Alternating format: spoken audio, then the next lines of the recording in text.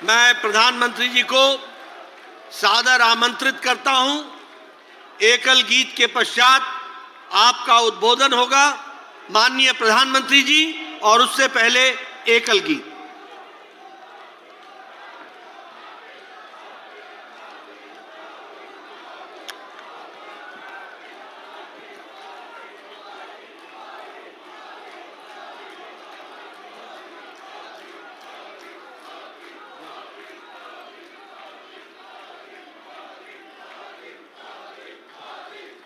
भाई सब लोग बैठ जाएं। हमें आपका उत्साह पसंद भी आता है और समझ में भी आता है, लेकिन अब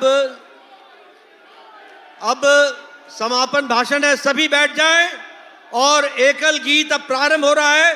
सभी शांत हो जाएं और अपने स्थान पर बैठ जाएं। एकल गीत है, पीछे नहीं दोहराएंगे। आओ हम इतिहास बदल दें, आओ हम इतिहास बदल दें, लेकर अद्भुत शौर्य पराक्रम, लेकर त्याग तपस्या संयम, बलिदानों में निर्माणों में, बनकर दृढ़ से दृढ़तर दृढ़तम। मनुज बदल दे, विश्व बदल दे, मनुज बदल दे, विश्व बदल दे, दूषित सब इतिहास बदल दे। आओ हम इतिहास बदल दे, आओ हम इतिहास बदल दे। क्रांति करें तो अपनी मति से, अपनी विधि से, अपनी गति से। स्वर्णिम युग था जो भारत का, उस अतीत की शुभम स्मृति से। विदेशियों के पद चिन्हों पर, विदेशियों के पद चिन्हों पर चलने का अभ्यास बदल दे। आओ हम इतिहास बदल दे, आओ हम इतिहास बदल दे। आज विदेशी शक्ति के बल करते हैं जो भारत में छल, रोके ऐसे हर छल बल को, इसका है अब एक यही हल।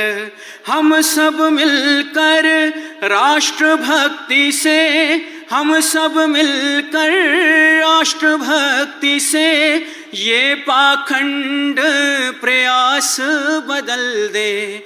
आओ हम इतिहास बदल दे, लेकर अद्भुत शौर्य पराक्रम, लेकर त्याग तपस्या संयम, बलिदानों में निर्माणों में, बनकर दृढ़ से दृढ़तर दृढ़तम। मनुज बदल दे, विश्व बदल दे, दूषित सब इतिहास बदल दे। आओ हम इतिहास बदल दे, आओ हम इतिहास बदल दे, आओ हम इतिहास बदल दे। भारत माता की जय।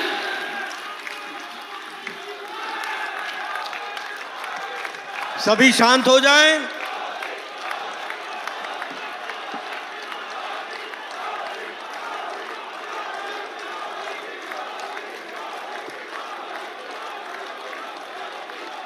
भारत माता की, भारत माता की, भारत माता की। जो उत्साही साथी हैं उनसे मेरी प्रार्थना है, अगर आप बैठेंगे तो अच्छा होगा। आपका ये उत्साह, आपका प्यार मेरी सर आंखों पर। कृपा करके बैठिए।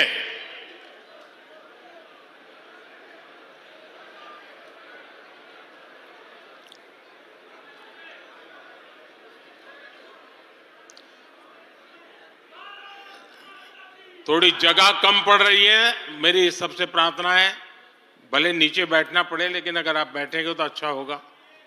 इधर से मेरे साथियों से आग्रह है, आप यहां सुनाई देता है मेरी बात? सुनाई देती है?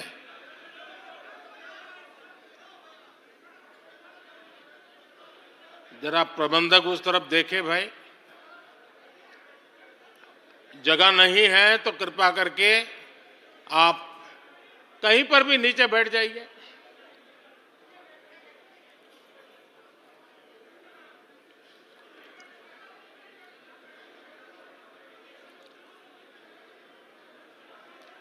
भारत माता की, भारत माता की।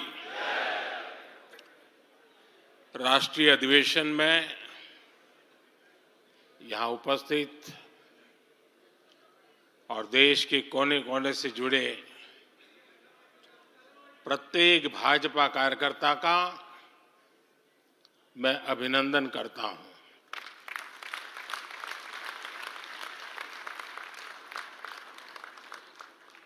भाजपा का कार्यकर्ता साल के हर दिन 24 घंटे देश की सेवा के लिए कुछ न कुछ करता ही रहता है।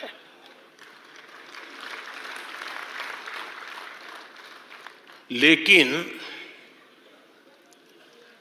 अब अगले 100 दिन नई ऊर्जा, नया उमंग, नया उत्साह, नया विश्वास, नए जोश के साथ काम करने का है। आज 18 फरवरी है और इस कालखंड में जो युवा 18 वर्ष के पड़ाव पर पहुंचे हैं वो देश की 18वीं लोकसभा का चुनाव करने वाले हैं।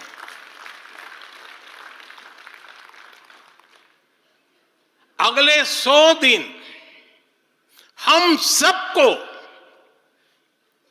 जुट जाना है, हर नए वोटर तक पहुंचना है, हर लाभार्थी तक पहुंचना है, हर वर्ग, हर समाज, हर पंथ, परंपरा, सब लोगों के पास पहुंचना है। हमें सबका विश्वास हासिल करना है। और जब सबका प्रयास होगा तो देश की सेवा के लिए सबसे ज्यादा सीटें भी बीजेपी को ही मिलेगी।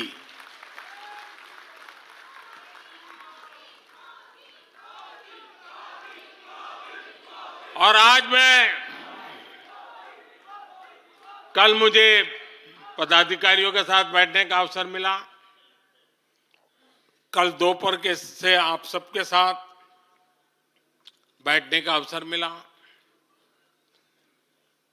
मैं नड्डा जी को और उनकी पूरी टीम को और आप सबको बधाई देता हूं। जब मैं पदाधिकारियों की बैठक में साल भर के काम का रिपोर्टिंग सुन रहा था, मैं सचमुच में इतना प्रभावित हुआ कि भाजपा के कार्यकर्ता सत्ता में रहने के बावजूद भी समाज के लिए इतना करते हैं, दिन रात दौड़ते हैं, संकटों के बीच भी करते हैं और सिर्फ भारत मां की जय के लिए करते हैं।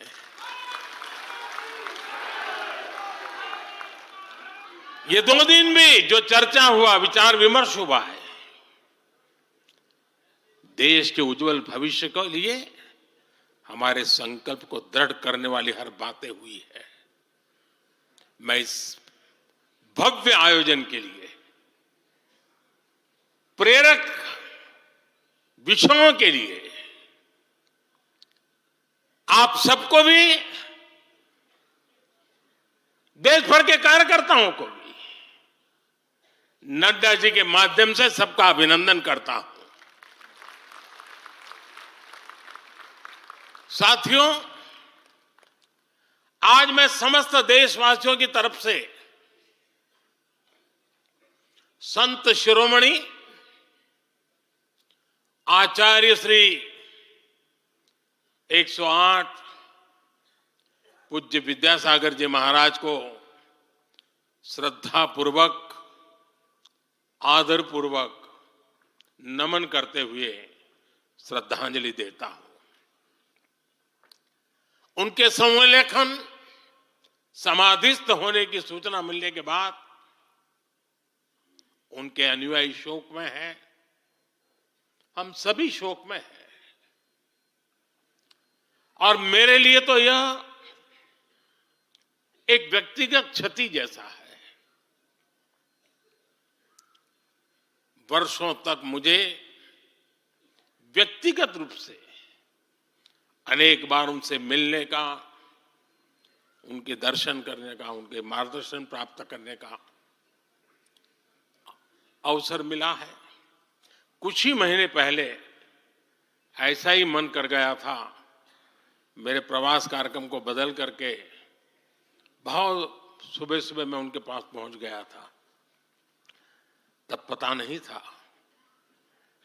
कि मैं दोबारा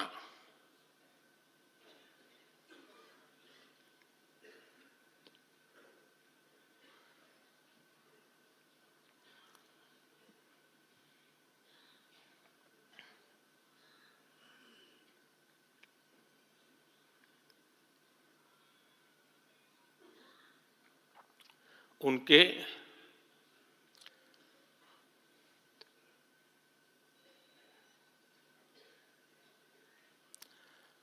दर्शन नहीं कर पाऊंगा।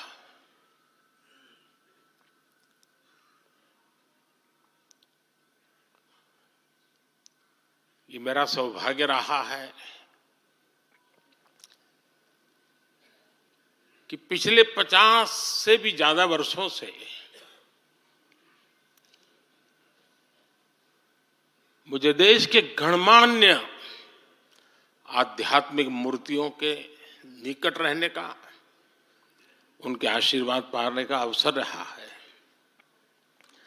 और इसलिए मैं उस आध्यात्मिक जगत की उस शक्ति को भलीभांति जानता हूं, समझता हूं, अनुभव करता हूं। आपको सुनकर के आश्चर्य होगा कि वे तो दिगंबर परंपरा से थे। उनका जीवन कैसा होता है हम जानते हैं, लेकिन शायद ही कोई ऐसी महत्वपूर्ण घटना ऐसी नहीं होगी या मेरी तरफ से कुछ महत्वपूर्ण किसी काम में मेरा संबंध आया हो, 24 घंटे के भीतर भीतर उसका एनालिसिस करके मुझे उनका संदेश आता था। यानी कितने जागरूक थे।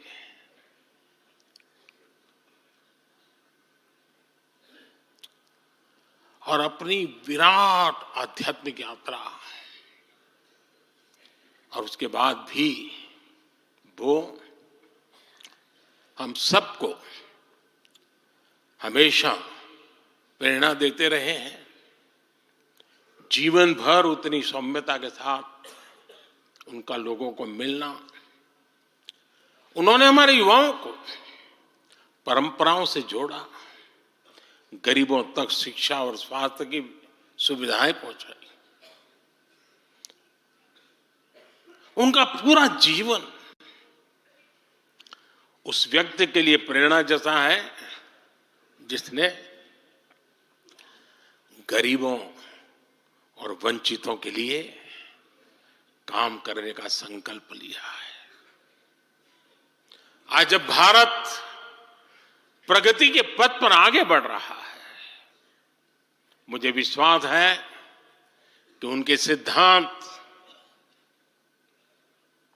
और उनका आशीर्वाद ऐसे ही भारत भूमि को प्रेरणा देता रहेंगे। साथियों, पिछले 10 वर्षों में भारत ने जो गति हासिल की है, बड़े लक्ष्यों को प्राप्त करने का जो हौसला पाया है, यह अभूतपूर्व है साथियों। और इसलिए नहीं कि मैं कह रहा हूं, दुनिया गाजे बाजे के साथ बोल रही है। भारत ने आज हर क्षेत्र में जो ऊंचाई हासिल की है, उसने हर देशवासी को एक बड़े संकल्प के साथ जोड़ दिया है। और यह संकल्प है विकसित भारत का। अब देश न छोटे सपने देख सकता है और देश न अब छोटे संकल्प ले सकता है। सपने भी विराट होंगे, संकल्प भी विराट होंगे। और ये हमारा सपना भी है, हम सबका संकल्प भी है कि हमें भारत को विकसित बनाना है। और इसमें अगले 5 वर्षों की बहुत बड़ी भूमिका होने जा रही है। अगले 5 साल में भारत को पहले से भी कई गुना तेजी से काम करना है। अगले 5 साल में हमें विकसित भारत की तरफ एक लंबी छलांग लगानी है। लेकिन भाई और बहनों, सारे लक्ष्यों की प्राप्ति के लिए पहली शर्त है सरकार में भाजपा की जोरदार वापसी।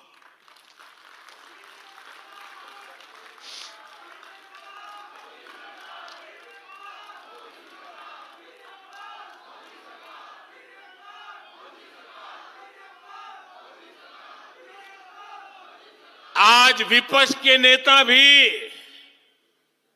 एनडीए सरकार 400 पार के नारे लगा रहे हैं।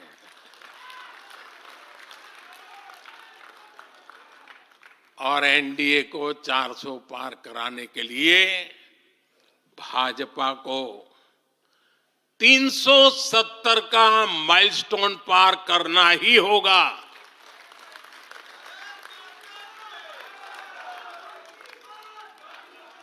साथियों, कई बार लोग मुझसे कहते हैं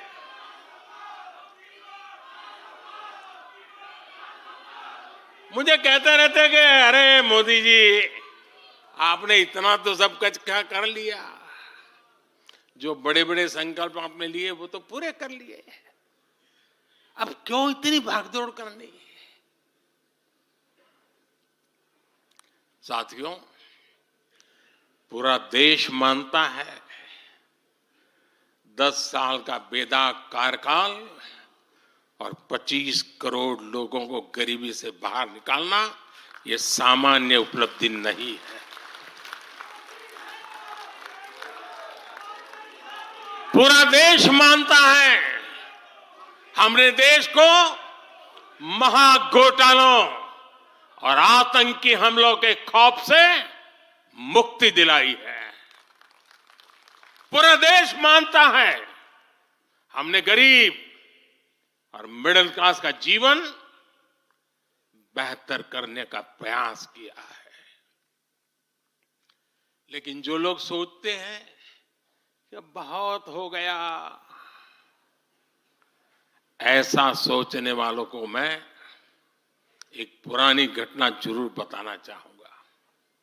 एक बार एक बहुत बड़े नेता मुझे मिले, मेरे प्रधानमंत्री पद के दूसरे कार्यकाल पे। बोले, मोदी जी, प्रधानमंत्री बनना बहुत बड़ी बात है, आप बन गए। आपने इतने दशकों के संगठन का भी काम कर लिया, मुख्यमंत्री के रूप में भी इतना लंबा समय रह चुके, प्रधानमंत्री में भी दोबारा आ गए। अब इतना काम कि पा लिया है, अब तो थोड़ा बैठो, आराम करो, बहुत कर लिया। ये उन्होंने मुझे कहा था। उनकी वो भावना राजनीति के पुराने अनुभवों से थी। लेकिन साथियों, हम राजनीति के लिए नहीं, राष्ट्र नीति के लिए निकले हैं। हम तो छत्रपति शिवाजी महाराज को मानने वाले लोग हैं। जब छत्रपति शिवाजी महाराज का राज्याभिषेक हुआ तो उन्होंने ये नहीं किया कि अब तो छत्रपति बन गए, सत्ता मिल गई तो चलो उसका आनंद लो। उन्होंने अपना मिशन जारी रखा। ऐसे ही उनसे प्रेरणा लेकर के मैं अपने सुख वैभव के लिए जीने वाला व्यक्ति नहीं हूं। मैं बीजेपी सरकार का तीसरा टर्म सत्ता भोग के लिए नहीं मांग रहा हूं। मैं राष्ट्र का संकल्प लेकर निकला हुआ व्यक्ति हूं। अगर मैं अपने घर की ही चिंता करता तो आज करोड़ों गरीबों के घर नहीं बना पाता। मैं देश के करोड़ों बच्चों के भविष्य के लिए जीता हूं, जागता हूं, जूझता रहता हूं। देश के करोड़ों युवाओं, करोड़ों बहनों बेटियों, करोड़ों गरीबों का सपना ही मोदी का संकल्प है।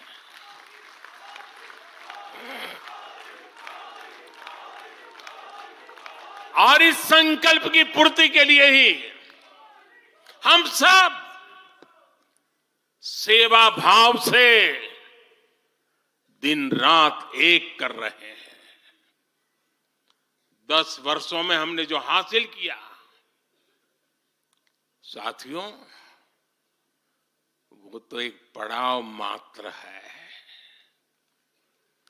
मंजिल तक पहुंचने का एक नया विश्वास है।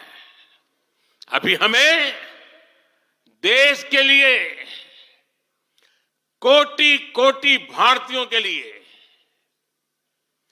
हर भारतीय का जीवन को बदलने के लिए बहुत कुछ हासिल करने का सपने हैं, संकल्प है, और उसके लिए बहुत से निर्णय भी बाकी है।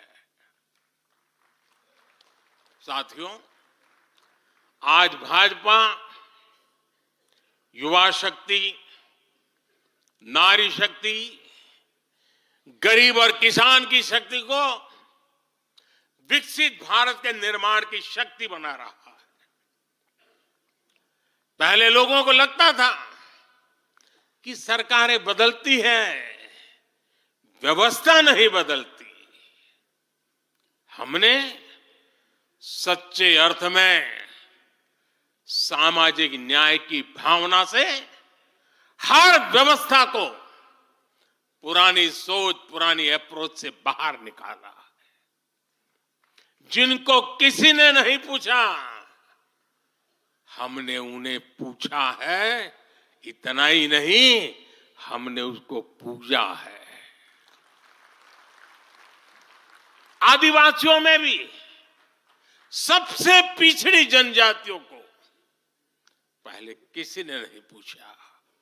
हमने उनके लिए पीएम जनमन योजना बनाई।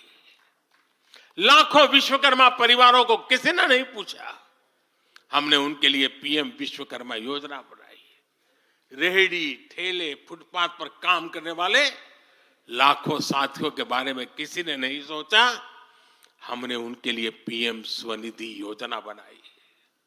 साथियों, पहले की सरकारों ने महिलाओं के हितों की, उनके जीवन में आ रही परेशानियों की भी कभी चिंता नहीं की। हमारे यहां बेटियों को गर्भ में ही मार डालने की कितनी विराट समस्या थी।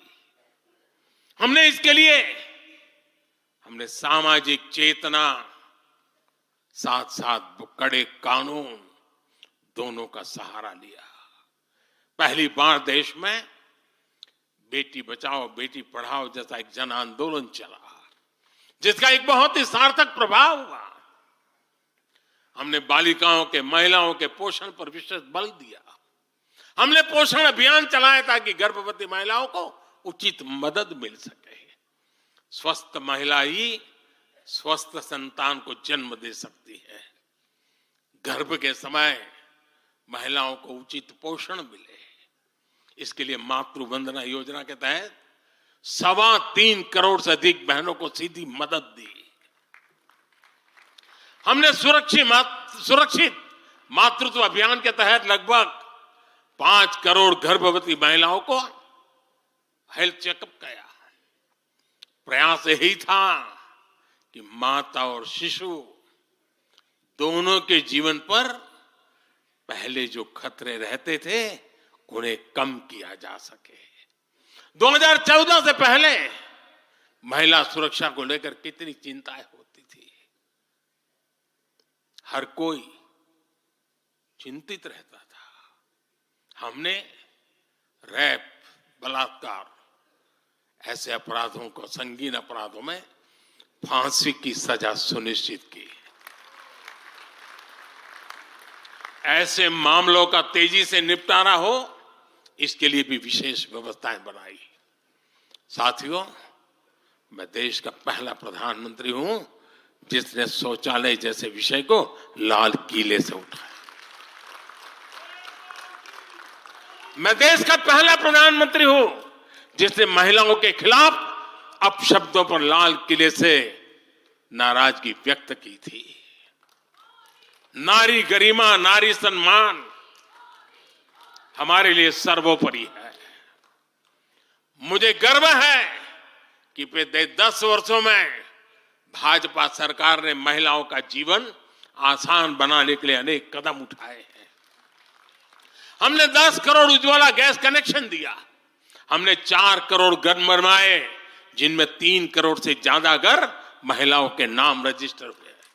हमने महिलाओं के नाम 3 करोड़ से ज्यादा घर रजिस्टर करवाकर उनको घर की मालकिन बनाया। हमने 10 करोड़ परिवारों की बहनों को पहली बार नल से जल दिया। हमने 12 करोड़ परिवारों की बहनों को टॉयलेट दिया, और टॉयलेट वो 4 दीवारी नहीं है, इज्जत घर है। हमने 1 रुपये में सुविधा सैनिटरी पैड्स की योजना शुरू की। हमने 25 करोड़ से ज्यादा महिलाओं के बैंक अकाउंट खोले। हमने 30 करोड़ से अधिक मुद्रा लोन महिला लाभार्थियों को दिए। साथियों, बहनों को आर्थिक रूप से सशक्त करने के लिए, बेटियों को नौकरी करने में आसानी हो, इसके लिए हमने अनेक कदम उठाए।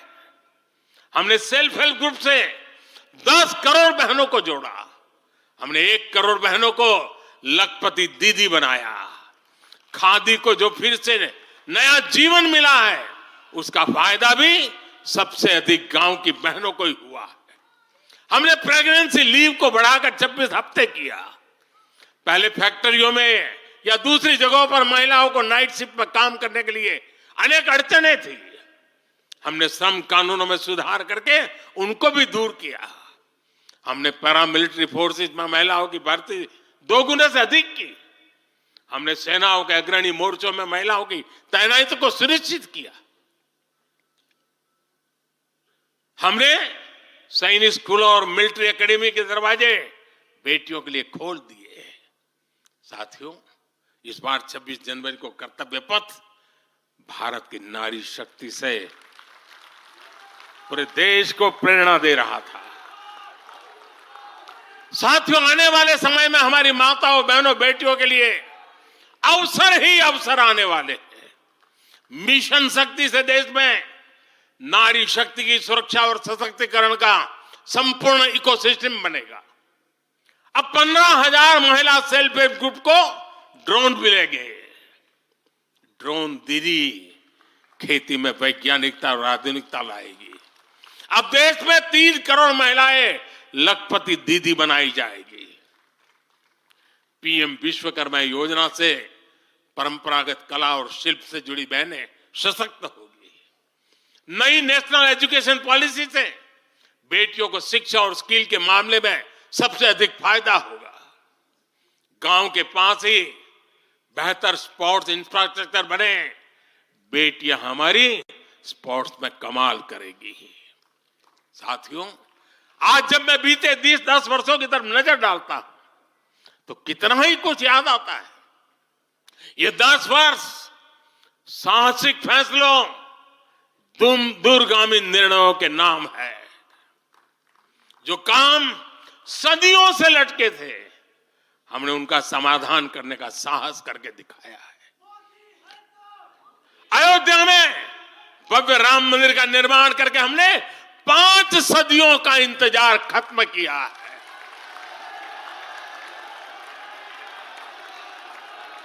गुजरात के पावागढ़ में 500 साल बाद धर्म ध्वजा फहराई गई है।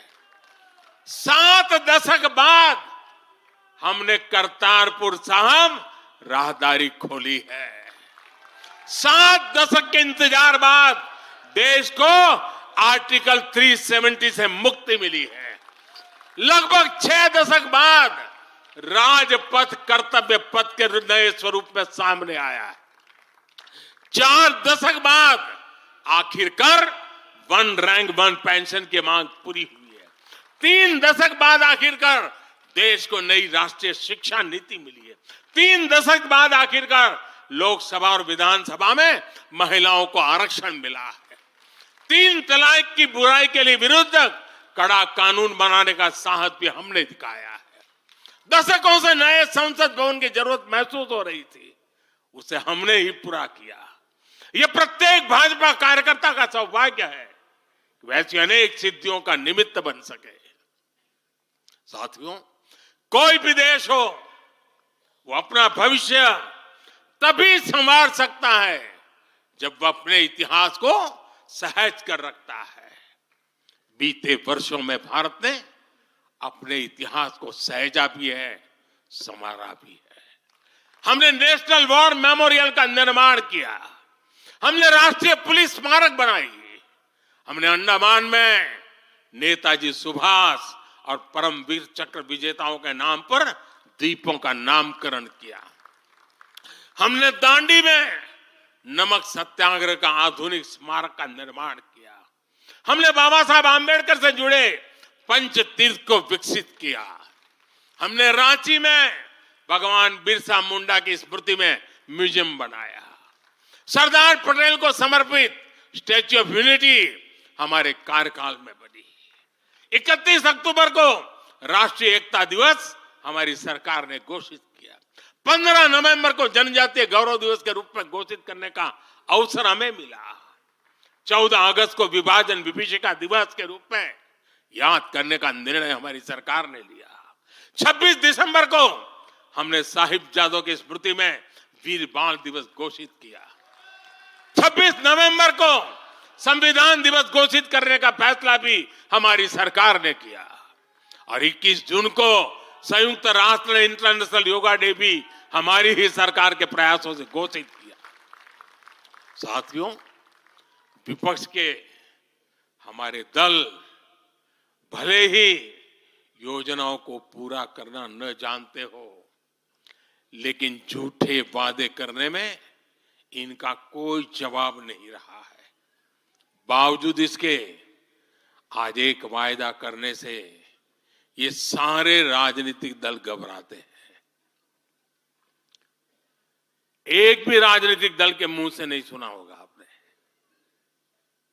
जो वायदा हम कर रहे हैं ना, इसका जिक्र तक करने का उनमें सामर्थ्य नहीं है।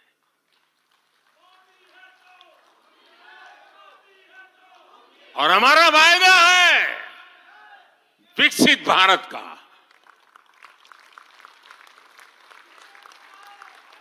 इन लोगों ने स्वीकार कर लिया है कि ये लोग भारत को विकसित नहीं बना सकते। सिर्फ और सिर्फ बीजेपी ही ऐसी पार्टी है, एनडीए ही ऐसा एक गठ है जिसने इसका सपना देखा है। हम मिशन मोड पर भारत को 2047 तक देश जब आजादी के 100 साल मनाएगा, हम भारत को विकसित देश बनाने के लिए काम कर रहे हैं। हमने तीसरे टर्म में भारत को दुनिया की तीसरी बड़ी आर्थिक ताकत बनाने का संकल्प लिया है और ये मोदी की गारंटी है।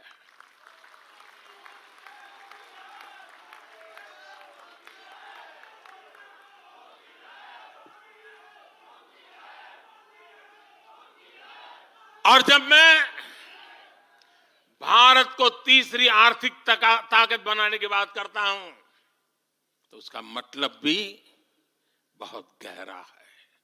इसका मतलब है भारत के आर्थिक, सामरिक और सांस्कृतिक सामर्थ्य का कई गुना विस्तार, चहुं दिशा में विस्तार। साथियों, हम इसके लिए कितनी तेजी से काम कर रहे हैं, इसका हिसाब लगाना भी जरूरी है।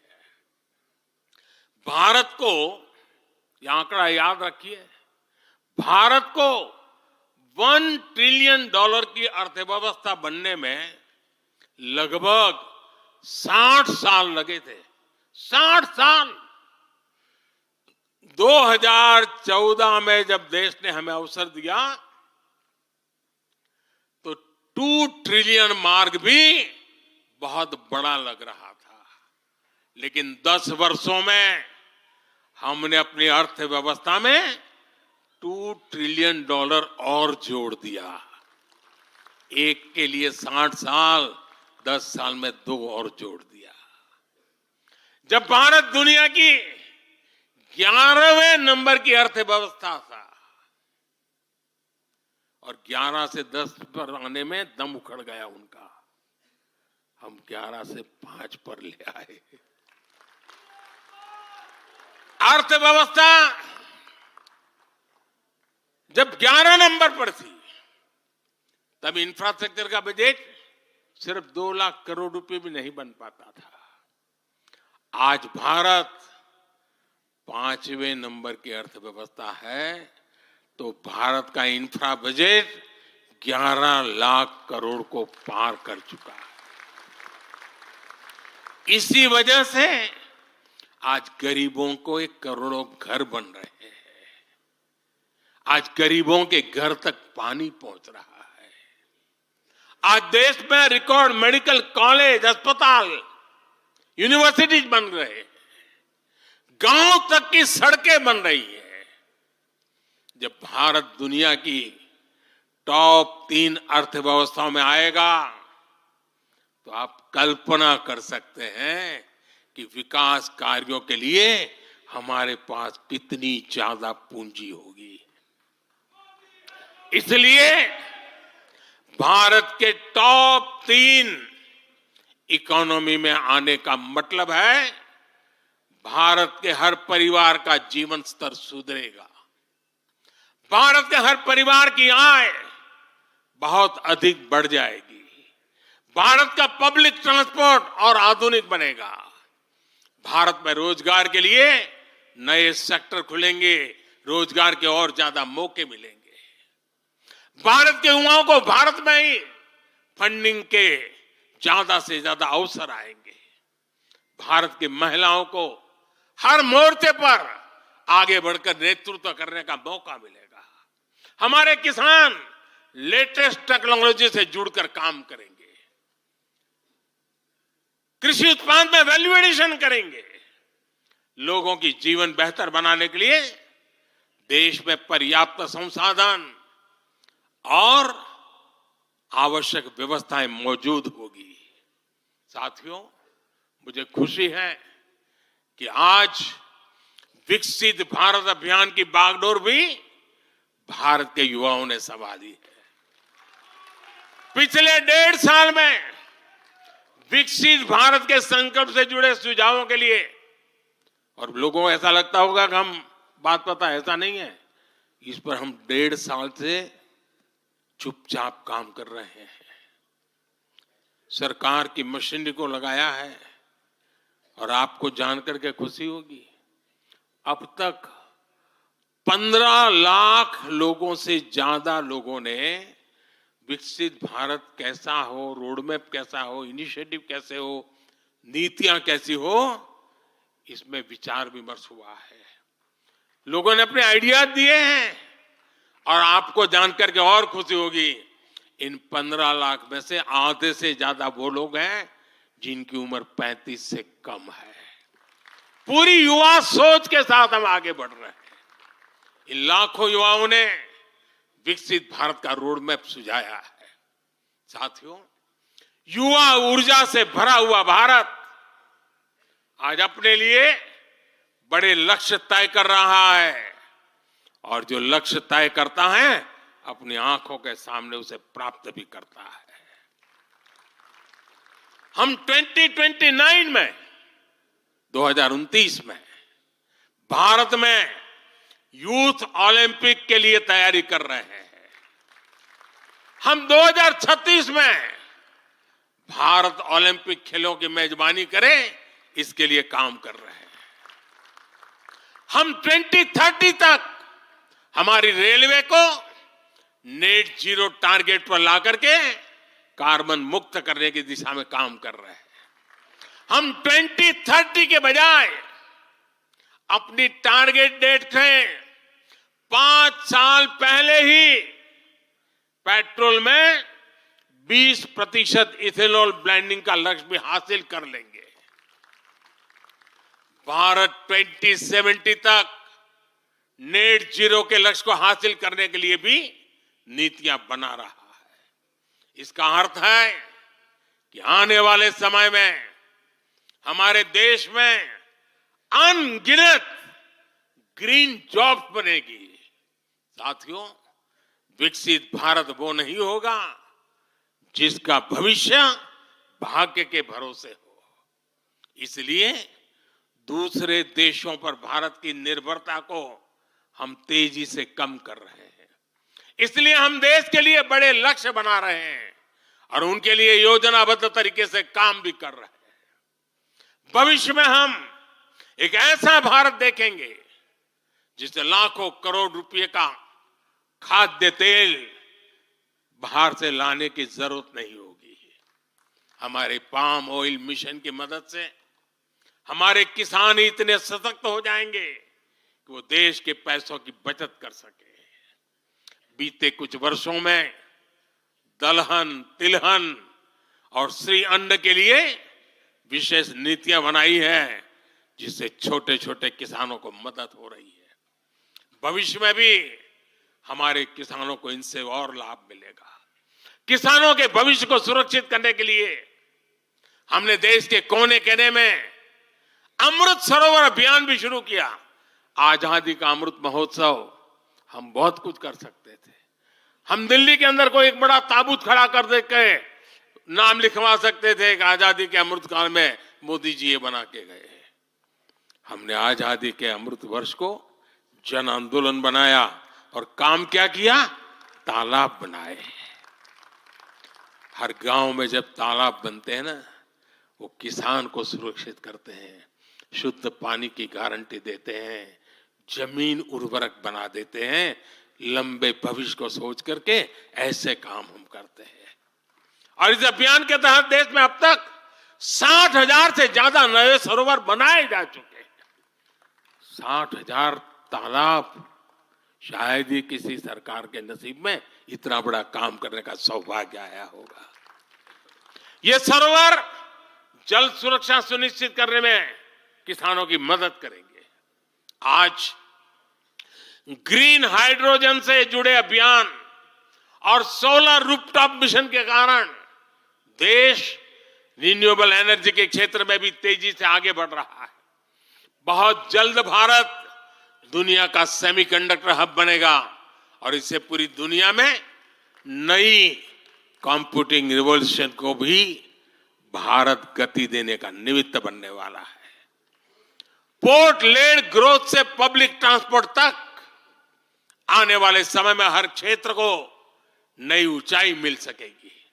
साथियों, भाजपा आज देश का एकमात्र दल है जो एक भारत श्रेष्ठ भारत की भावना के प्रति इतना आग्रही भी है और इतना समर्पित भी है। मैं पिछले महीने के अपने अनुभवों को भी कभी भूल नहीं सकता। इस दौरान मुझे भगवान श्री राम से जुड़े कई स्थानों में भ्रमण करने का अवसर मिला। मेरा 11 दिन का अनुष्ठान चल रहा था। उस अनुष्ठान के दरमियान मैं नासिक, लेपाक्षी, त्रिप्रयार, श्रीरंगम, रामेश्वरम, धनुषकोडी, मैं इन जगहों पर एक सामान्य साधक के तौर पर गया था।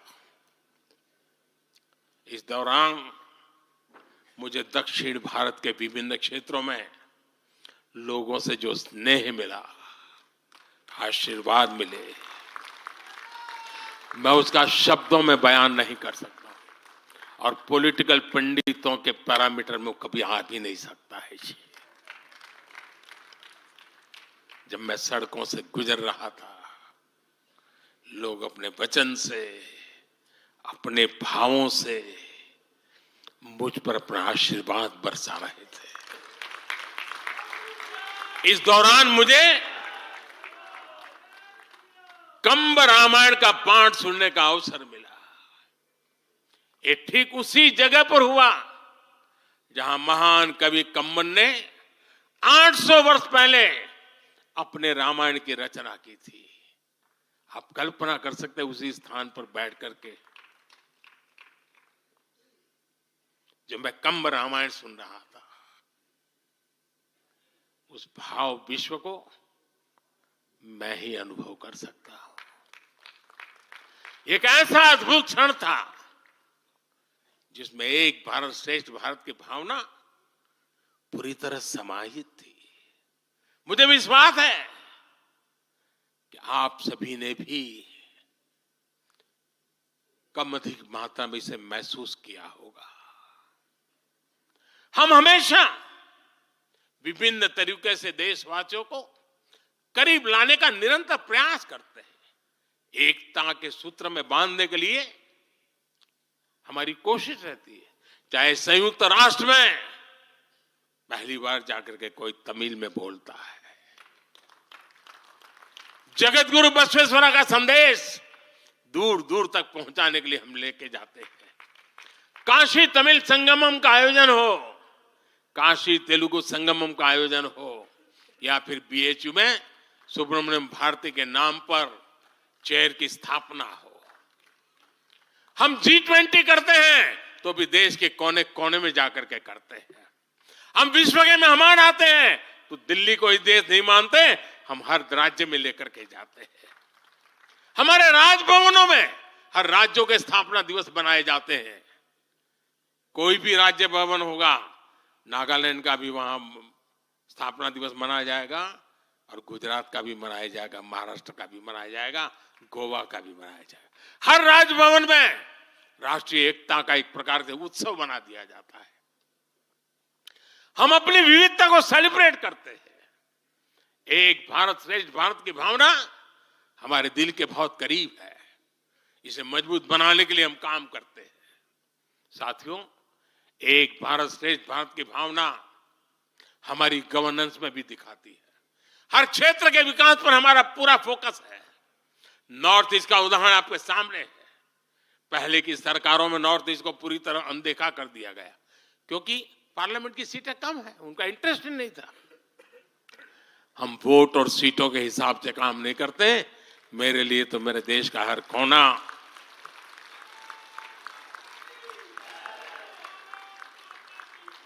समृद्ध हो, विकसित हो, ये हमारा भाव है। आज चाहे सियाचिन हो या फिर देश के आकांक्षी जिले हो, कोई हमसे दूर नहीं है।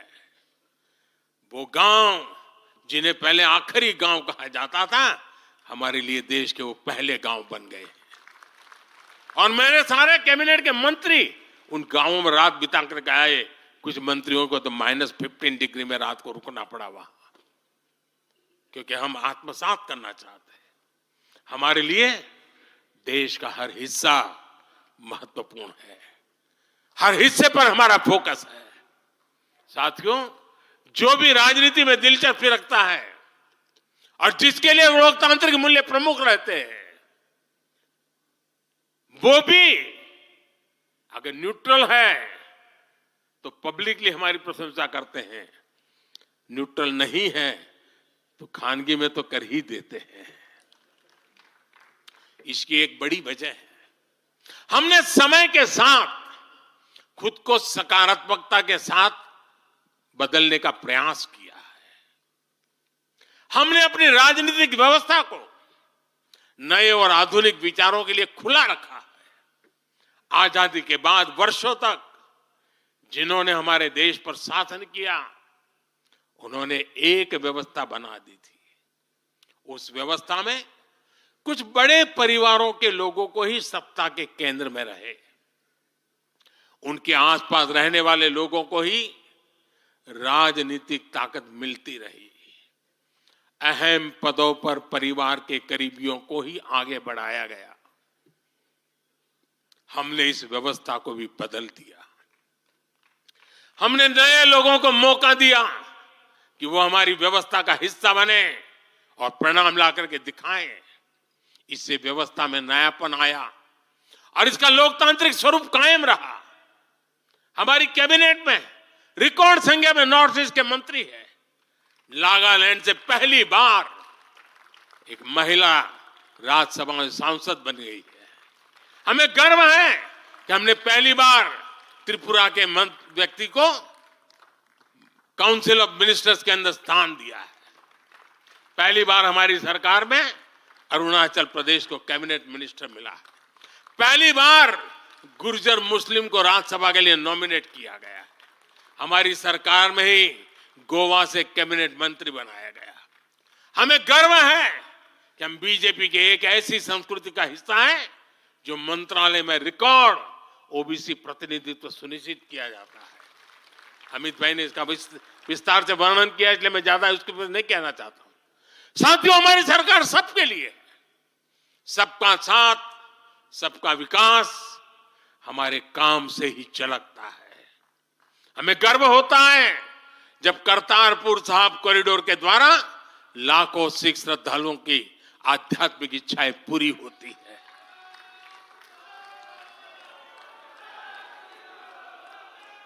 अब कल्पना कीजिए, 70 साल तक भारत की सीमा में रह करके हमारे सिख पंथ के अनुयायी दूरबीन से पाकिस्तान के अंदर करतारपुर साहिब के दर्शन करते थे। हमने रास्ते खोल दिए दोस्तों। अब वो स्थिति बदल गई है। हमने लंगर की वस्तुओं से जीएसटी भी हटा दिया। हमने स्वर्ण मंदिर के लिए एफसीआर रजिस्ट्रेशन सुनिश्चित किया, जिससे विदेशियों को सेवा करने का अवसर मिला है।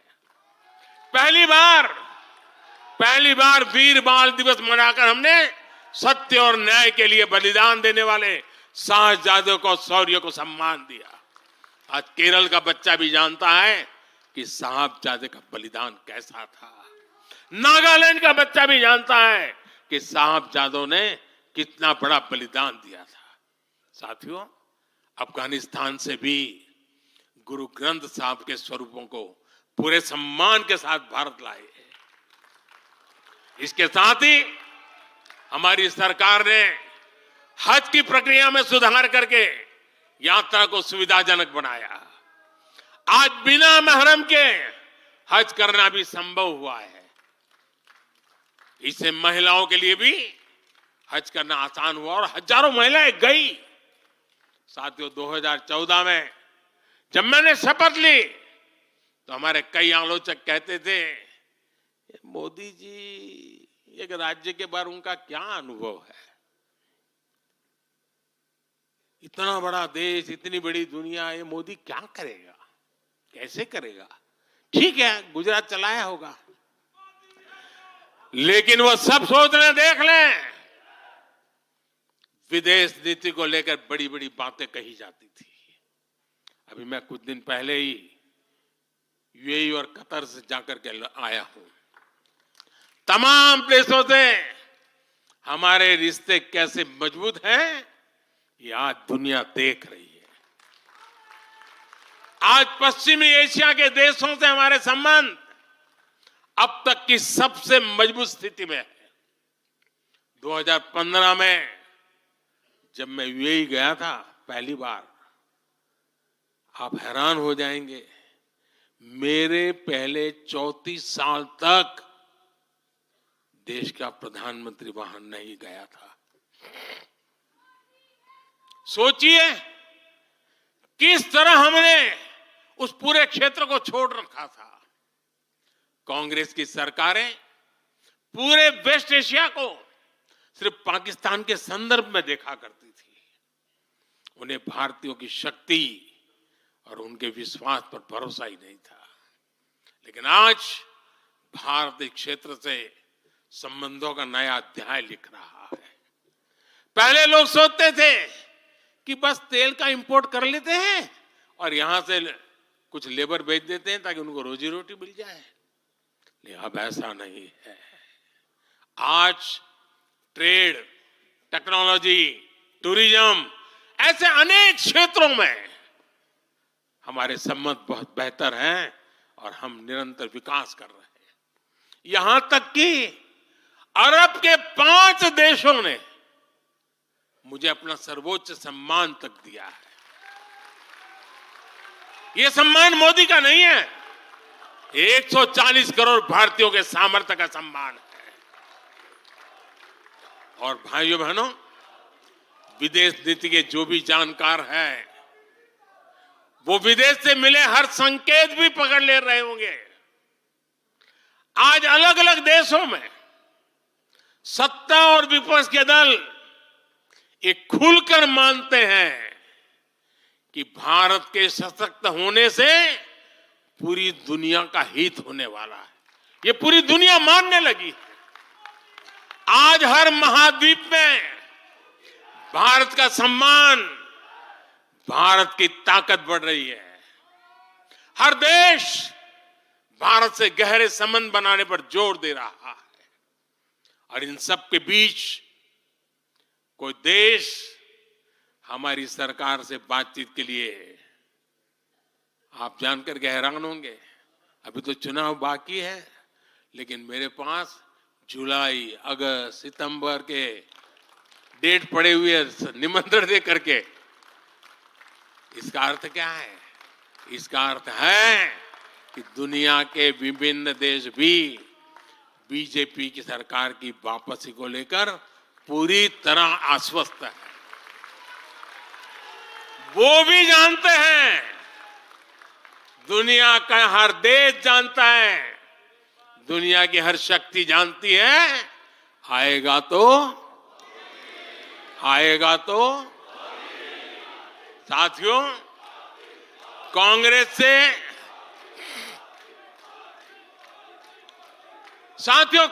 से देश को बचाना, देश के हर नागरिक को बचाना, हमारे बच्चों का, हमारे युवाओं का भविष्य बचाना बीजेपी के प्रत्येक कार्यकर्ता का दायित्व है। कांग्रेस का ट्रैक रिकॉर्ड हम सभी के सामने है। कांग्रेस अस्थिरता की जननी है। कांग्रेस परिवारवाद की जननी है। कांग्रेस भ्रष्टाचार की जननी है। और कांग्रेस तुष्टीकरण की भी जननी है। 70 के दशक में जब देश में कांग्रेस के विरुद्ध गुस्सा बढ़ना शुरू हुआ, तो खुद को बचाने के लिए उसने अस्थिरता का सहारा लिया। हर नेता की सरकार कांग्रेस ने अस्थिर की। आज यहां प्रस्ताव के समय इसकी चर्चा आई है, तो मैं ज्यादा उसके लिए कहता नहीं हूं। आज भी ये लोग अस्थिरता पैदा करने के लिए नई नई साजिशें कर रहे हैं। इन लोगों ने मिलकर जो गठबंधन बनाया है, उसकी भी यही पहचान है। कांग्रेस के पास विकास का एजेंडा नहीं है, फ्यूचर का रोड मैप नहीं है।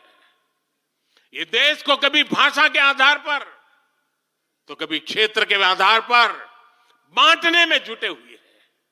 साथियों, कांग्रेस का एक सबसे बड़ा पाप ये रहा है कि वो देश की सेनाओं का मनोबल तोड़ने से भी पीछे नहीं रहे।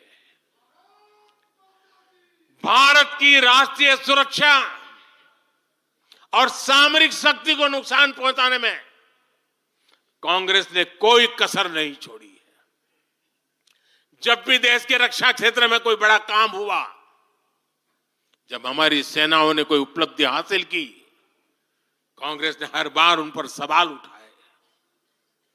आप सिर्फ सोचिए कि 5 साल पहले इन लोगों ने क्या कहा था। इन लोगों ने हर कोशिश की कि हमारी वायुसेना को राफेल जैसे एडवांस एयरक्राफ्ट न मिल पाए। इन्होंने अप्रचार किया कि हिंदुस्तान एरोनॉटिकल लिमिटेड को, HAL को खत्म किया जा रहा है। ये लोग तो HAL के बाहर फोटो तक खींचवाने के लिए चले गए थे। लेकिन देखिए HAL आज कैसे धूमधाम से आगे बढ़ रहा है। आज देखिए कितने सारे ऑर्डर आज उनके यहां बुक किए गए हैं। आज जरा देखिए HAL का मार्केट वैल्यू कितना बढ़ गया है। ये वही लोग हैं जिन्होंने हमारी सेनाओं के सर्जिकल स्ट्राइक करने पर उनके पराक्रम पर सवाल खड़ा कर दिया। जब एयर स्ट्राइक हुई तो उसकी सफलता के प्रमाण मांगे जाने लगे। कांग्रेस भारतीय सेनाओं के अपमान का कोई मौका नहीं छोड़ती। साथियों, कांग्रेस कितनी कंफ्यूज है, इसका उदाहरण मैं आपको देना चाहता हूं।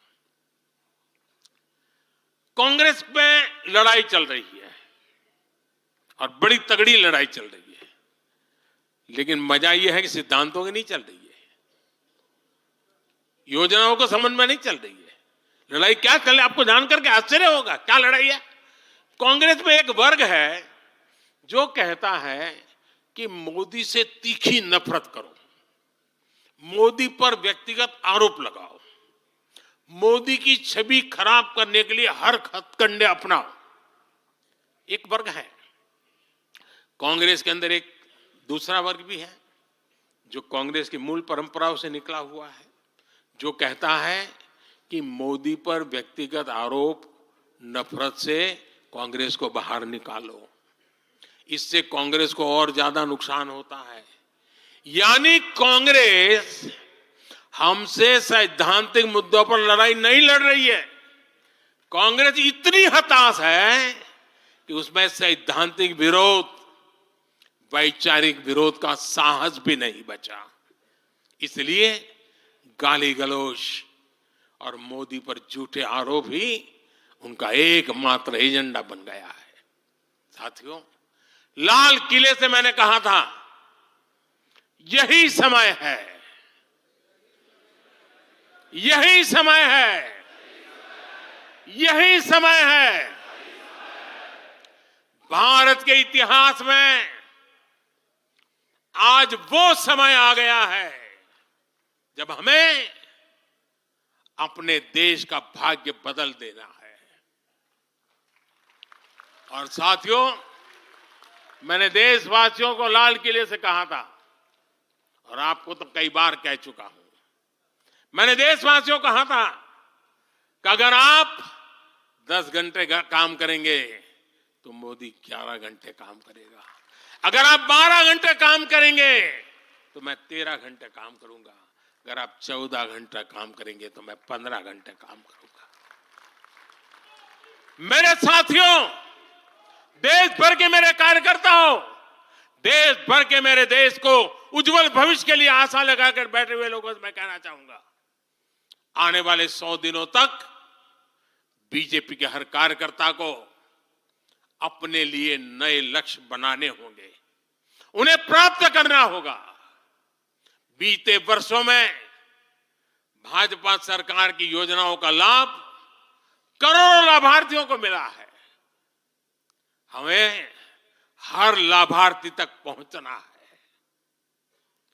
और मेरी एक व्यक्तिगत प्रार्थना है, करोगे? जरा हाथ ऊपर करके बताइए, करोगे? करोगे? हर लाभार्थी के पास जाइए, उनको कहना कि प्रधान सेवक नरेंद्र मोदी ने उन्हें प्रणाम कहा है।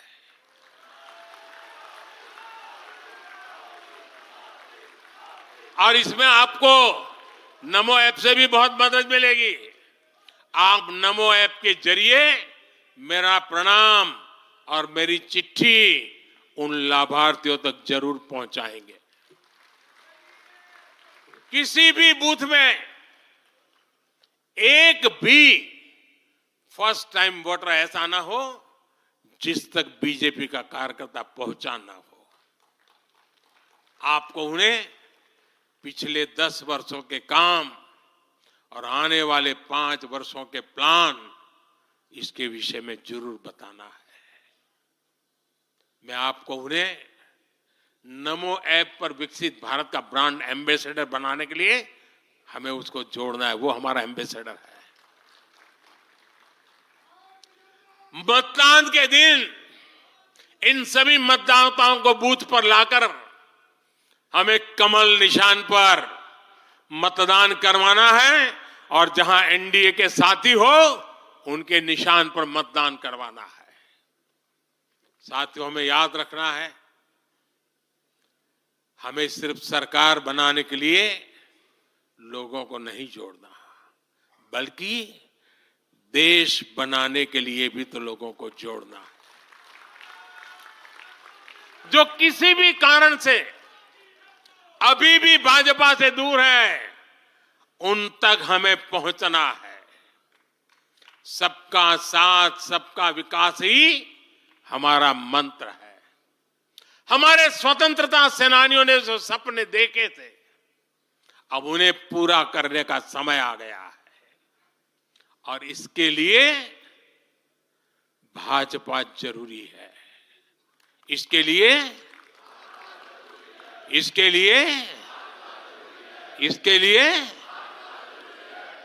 लिए भाजपा सरकार जरूरी है। आज देश की जनता कह रही है, भ्रष्टाचार पर सख्त कार्रवाई होती रहे, इसलिए महंगाई पर लगाम लगी रहे, इसलिए देश के दुश्मनों में डर बना रहे, इसलिए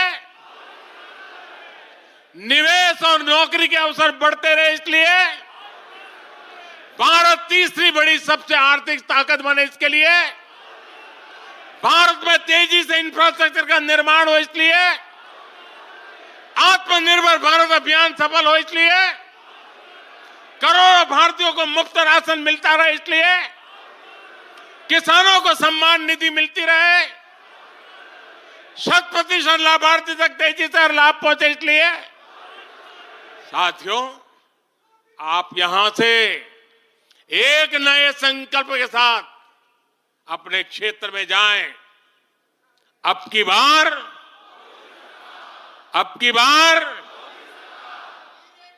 400 पार, अब की बार इस मिशन पर हमें जुट जाना है। आप सबको मेरी तरफ से अनेक अनेक शुभकामनाएं हैं। मेरे साथ बोले, भारत माता की, भारत माता की, भारत माता की। मैं समझता हूं अभी वंदे मातरम होने वाला है।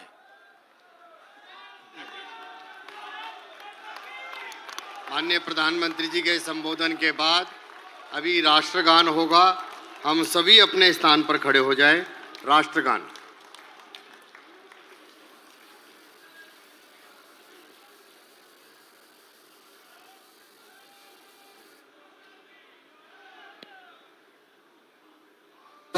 अधिनायक जय हे भारत भाग्य विधाता, पंजाब सिंध गुजरात मराठा द्राविड उत्कल बंगा, विंध्य हिमाचल यमुना गंगा उच्चल जलधि तरंगा, तव शुभ नामे जागे, तव शुभ आशीष मांगे, गाहे तव जय गाथा।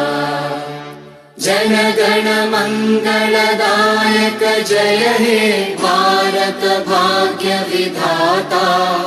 जय हे जय हे जय हे, जय जय जय जय हे।